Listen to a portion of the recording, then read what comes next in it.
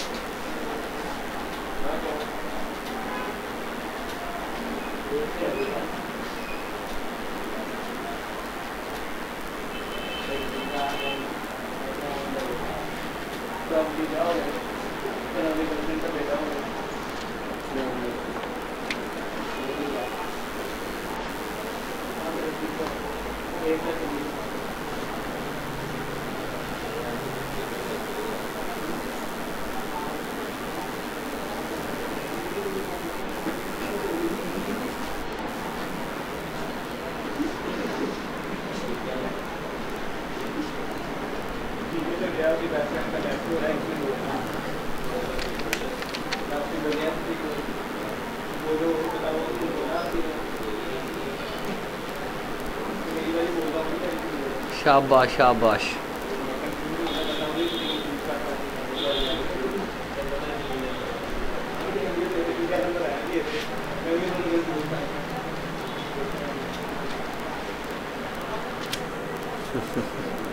अच्छा जी,